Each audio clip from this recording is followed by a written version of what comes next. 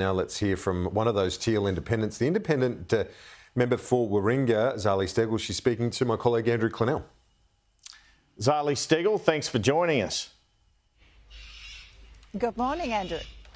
Now, what do you attribute the success of the so-called Teal candidates to, and were you expecting the results that occurred?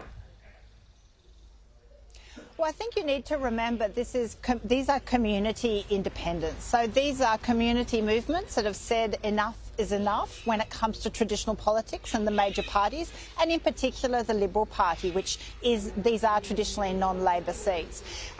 Communities want to be heard on the big issues. They've had enough of the wedge politics and the games around climate policy, around integrity, and so they got behind candidates that promise action on those issues that reflect their values. And I think that was a really strong, loud, clear message across the country in so many seats. Now, how does this movement work? Because you say you're all individual candidates, but when it came to the ICAC bill, for example, you worked with Helen Haines. At times you appear to work as a political party. How often do the independents speak? Do you caucus on issues? No, absolutely not. But we are sensible professionals. We know how to network. We know how to work collaboratively together. That's the past crossbench, and I certainly hope the new crossbench will be similar in nature. That is how the real world works. It doesn't have to be a party. It's the best of both worlds. We will, certainly speaking for myself, I vote for my community, I vote for Warringah, but I work collaboratively across the parliament, and I worked with the coalition, I worked with Labor and other crossbenchers for outcomes that my community wants to see.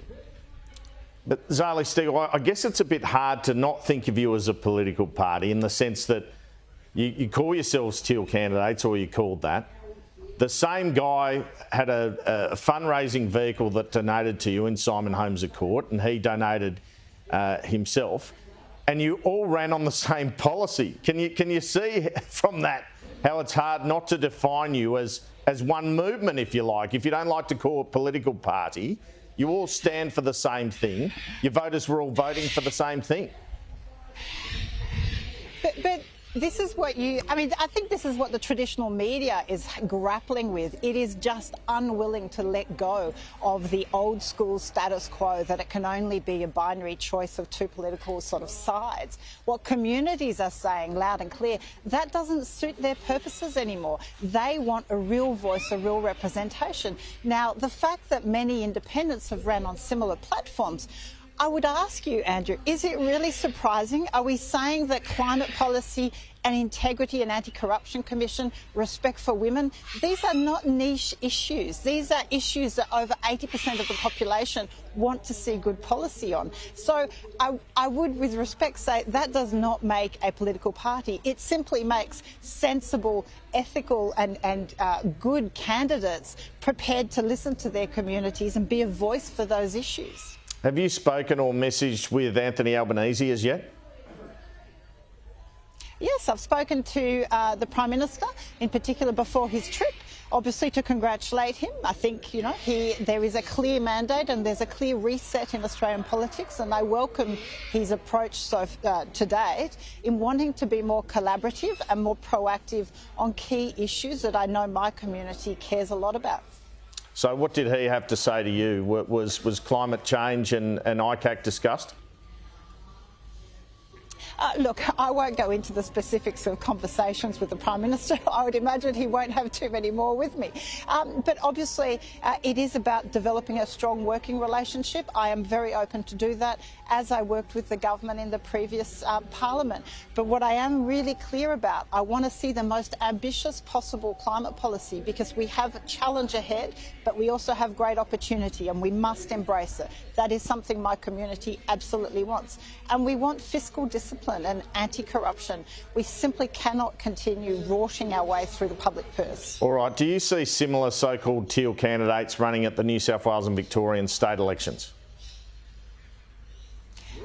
Again, that will be for the communities to determine. As you would have seen during the election, I had over 1,400 volunteers, and I know many of the other independents had similar numbers of volunteers, anywhere from 1,000 to 2,000. So what that says is a very engaged community. That says people on the ground wearing the T-shirt, talking to their friends and family, prepared to spend their spare time for those issues. So if communities do not feel represented at state level, I imagine they will engage and look for alternatives. So the message is clear to all the traditional politicians, you know, the career politicians.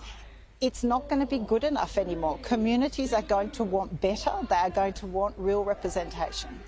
Would independents like you countenance running in Labor seats next time?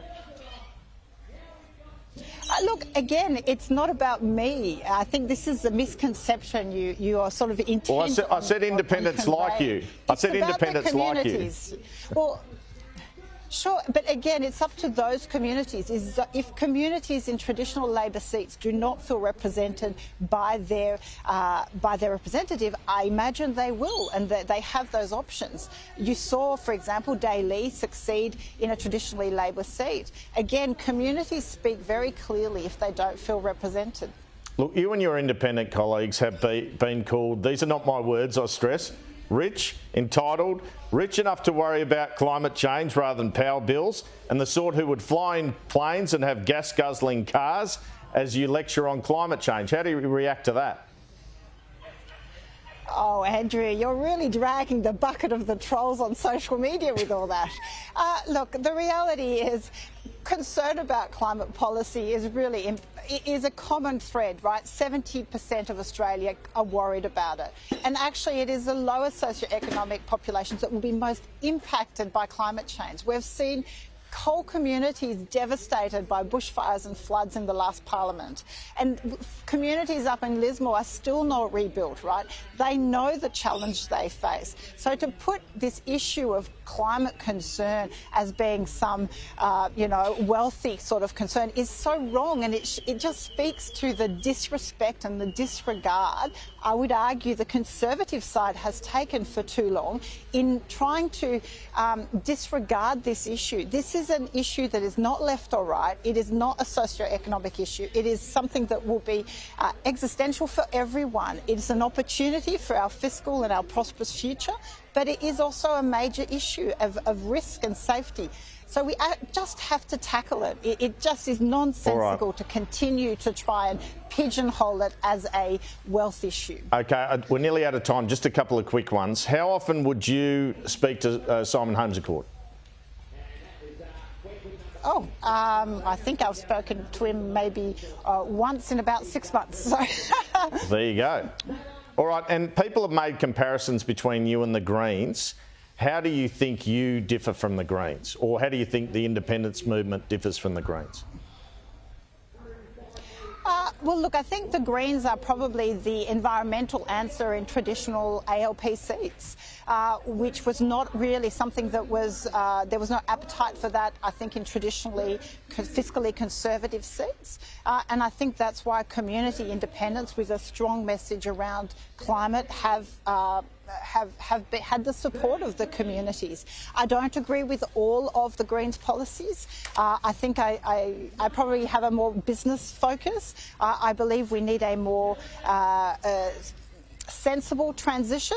I do want 60% emissions reduction by 2030. I don't think it's feasible that we can get to 75%. So I would argue I have a slightly different approach, but I am absolutely keen that we put in place the levers to ensure we maximise our potential. Zali Steggall, thanks so much for your time. Thank you.